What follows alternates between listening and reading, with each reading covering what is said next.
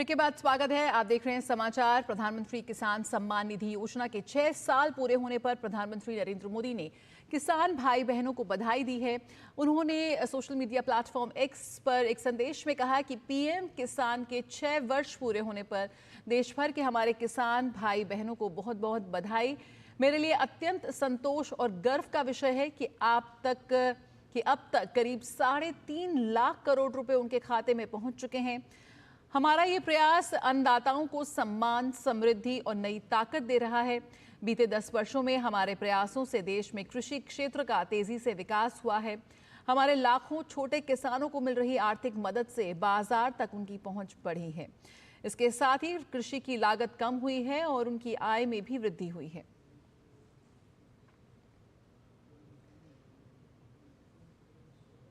प्रधानमंत्री नरेंद्र मोदी ने रविवार को मन की बात कार्यक्रम में मोटापे के खिलाफ लड़ाई को मजबूत करने और भोजन में खाद्य तेल की खपत को कम करने के बारे में जागरूकता फैलाने के लिए कुछ हस्तियों को नामित किया है। प्रधानमंत्री ने इन लोगों से ये भी अनुरोध किया कि वे प्रत्येक 10 लोगों को नामित करें ताकि आंदोलन और बड़ा हो। प्रधानमंत्री ने जिन लोगों को नामित किया है उनमें आनंद महिंद्रा, निरुहा, मनु भाकर, मीराबाई चानू, मोहनलाल, नंदन नीलकर्णी, उमर अब्दुल्ला, अभिनेता माधवन और श्रेया घोषाल और सुधा मूर्ति शामिल हैं। तो बात करें तो प्रधानमंत्री ने अभिनेता दिनेश लाल यादव, निरुहा को नॉमिनेट किया है, तो वहीं निशानेबाज मनु भाकर को भी इस आंदोलन के साथ जोड़ा है। Mirabai Chanu weight lifter, PM ने कई हस्तियों को, विभिन्न क्षेत्रों से जुड़ी हस्तियों को नॉमिनेट किया है। मोटापे के खिलाफ लड़ाई में मशहूर अभिनेता मोहनलाल को भी प्रधानमंत्री ने जोड़ा है। तो वहीं उद्योगपति नंदन नीलकर्णी भी प्रधानमंत्री के इस आंदोलन में अब साथ निभाते नजर आएंगे। तो वहीं उमर अब्दुल्ला, मुख्यमंत्री जम्मू कश्मीर को भी प्रधानमंत्री ने नामित किया है। कई बार फिटनेस को लेकर अपनी मंत्र दे चुके माधवन, मशहूर अभिनेता और मशहूर गायिका, कई राष्ट्रीय पुरस्कार जीत चुकी श्रेया घोषाल को भी प्रधानमंत्री ने नामित किया है। शिक्षिका व लेखिका व मोटिवेशनल स्पीकर और सांसद सुधा मूर्ति को भी प्रधानमंत्री ने नॉमिनेट किया है। जम्मू कश्मीर के मुख्यमंत्री उमर अब्दुल्ला ने प्रधानमंत्री नरेंद्र मोदी के मोटापे के खिलाफ शुरू किए गए अभियान से जुड़कर प्रसन्नता जाहिर की। उन्होंने एक्स पर लिखा कि मैं मोटापे के खिलाफ पीएम द्वारा शुरू किए गए अभियान से जुड़कर बेहद खुश हूं। मोटापा जीवन शैली से संबंधित कई स्वास्थ्य समस्याओं का कारण बनता है, जिनमें हृदय रोग, टाइप 2 मधुमेह, स्ट्रोक और सांस लेने की समस्याएं, चिंता और अवसाद जैसी मानसिक स्वास्थ्य समस्याएं शामिल हैं। आज मैं भी 10 लोगों को मोटापे के खिलाफ प्रधानमंत्री के अभियान में शामिल होने के लिए नामांकित कर रहा हूं और उनसे इस लड़ाई को आगे बढ़ाने के लिए 10 और लोगों को नामांकित करने का अनुरोध करता हूं।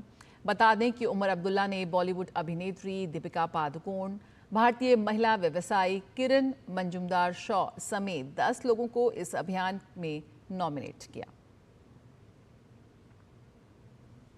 भाजपा विधायक अरविंदर सिंह लवली ने राजनिवास में दिल्ली विधानसभा के प्रोटेम स्पीकर के रूप में शपथ ली। दिल्ली के उपराज्यपाल विनय कुमार सक्सेना ने उन्हें शपथ दिलाई। दिल्ली विधानसभा का पहला सत्र आज से शुरू होने जा रहा है।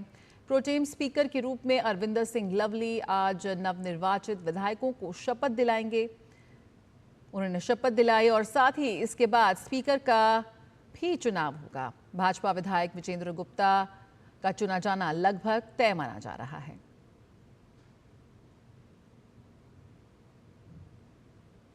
रेल मंत्री अश्विनी वैष्णव ने रविवार शाम नई दिल्ली रेलवे स्टेशन का दौरा किया और स्टेशन पर भीड़ नियंत्रण को लेकर की गई व्यवस्थाओं का जायजा लिया। भगदड़ के बाद ये उनका पहला दौरा था। इस दौरान रेल मंत्री ने बताया कि नई दिल्ली रेलवे स्टेशन पर भीड़ नियंत्रण को लेकर रेलवे द्वारा कई उपाय किए गए हैं, जिनमें स्टेशन के अंदर केवल कंफर्म टिकट वाले यात्रियों को ही प्रवेश दिया जा रहा है। वहीं अनारक्षित टिकट वाले यात्रियों के लिए अलग से होल्डिंग काउंटर पर टिकट खरीदने की व्यवस्था की गई है, जिससे कि यात्रियों की भारी आवाजाही पर नियंत्रण किया जा सके और यात्रियों को टिकट खरीदने में किसी तरह की असुविधा ना हो। यात्री सुविधाओं के लिए की गई इन सभी व्यवस्थाओं का भी रेल मंत्री ने जायजा लिया।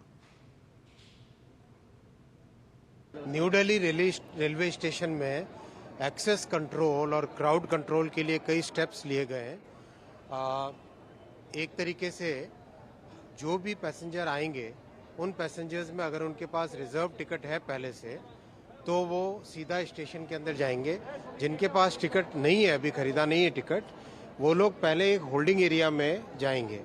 ये मेट्रो से जो एक साथ रश आता है, 3-4 हज़ार लोग एक साथ आते हैं, उसको डायरेक्शनली अब सीधा होल्डिंग एरिया में ले जाने की व्यवस्था की गई है। और जितने अनरिजर्व टिकटिंग के काउंटर्स हैं उनको फर्स्ट फ्लोर से हटा के यहाँ पे होल्डिंग एरिया के अंदर काउंटर्स उसके बना दिए गए, जिससे कि स्टेशन के अंदर वही व्यक्ति जाए जिसने टिकट लिया हुआ हो। स्पेशल गाड़ियों की व्यवस्था भी की गई है। कल करीब 6 स्पेशल चली थी और जो टिकट खरीदने की जो फ्रीक्वेंसी है, जैसे 5 से 6 के बीच में कितने खरीदे गए, 6 से 7 के बीच में कितने खरीदे गए, उसका कंटिन्यूसली वॉर रूम में एनालिसिस होता है। नॉर्दर्न रेलवे के वॉर रूम में एनालिसिस होता है और उसके हिसाब से तुरंत स्पेशल गाड़ी की व्यवस्था का निर्णय लिया जाता है। और आइए बात कर लेते हैं क्रिकेट की और भारत की कल शानदार जीत की। जी हां, पाकिस्तान पर भारत की शानदार जीत के बाद देश भर से जश्न की तस्वीरें सामने आ रही हैं। लोगों ने देर रात तक पाकिस्तान पर जीत का जश्न मनाया और एक दूसरे को बधाइयां दी। देखिए रिपोर्ट। कोहली का तूफान, हिल उठा पाकिस्तान, खुशी से झूम उठा हिंदुस्तान। चैंपियंस ट्रॉफी में पाकिस्तान पर 6 विकेट की जीत ने हर हिंदुस्तानी का दिल जीत लिया। जीत की तस्वीर पूरी होते ही देश भर में क्रिकेट फैंस सड़कों पर उतर आए। कहीं पटाखे फोड़े गए तो कहीं देर रात तक नाच गाना होता रहा।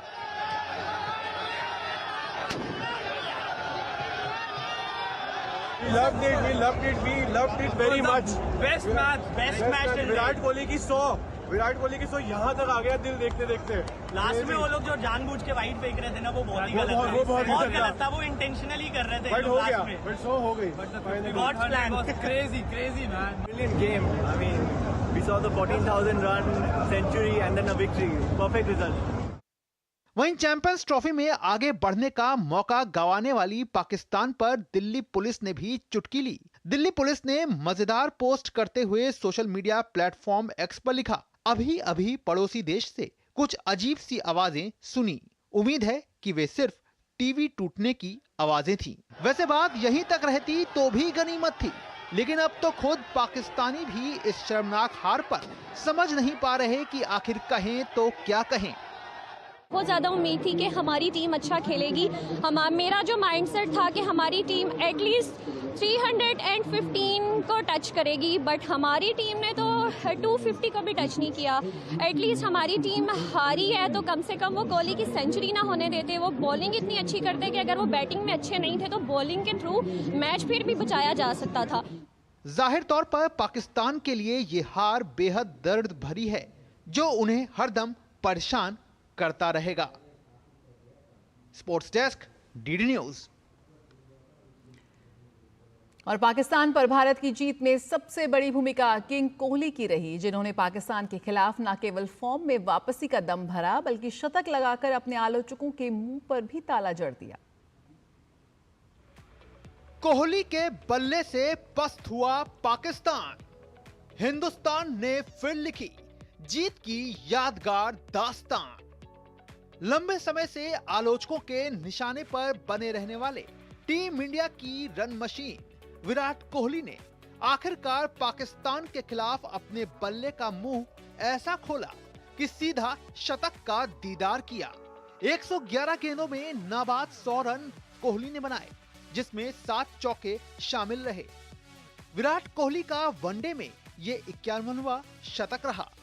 कोहली की पारी में गजब का भरोसा दिखा।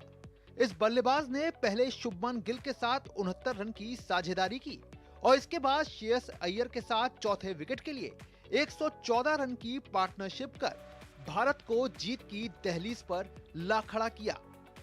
विराट कोहली की ये शतकीय पारी करीब 15 महीने के बाद सामने आई।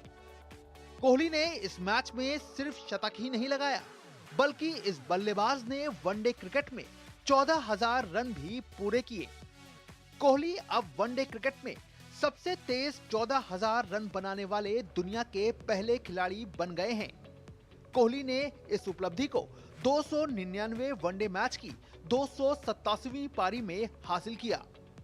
जाहिर तौर पर किंग कोहली का टूर्नामेंट के पीक टाइम पर फॉर्म में वापस आना टीम इंडिया के तेवर को और तीखा कर गया है, जिसकी एक एक झलक विरोधी को अब हार के रूप में डराती रहेगी। Sports desk, DD news. तो यकीनन भारत की शानदार जीत और लंबे समय तक ये फैंस के दिलों में रहेगी। इसी के साथ समाचार में फिलहाल इतना ही। मुझे दीजिए इजाजत। नमस्कार।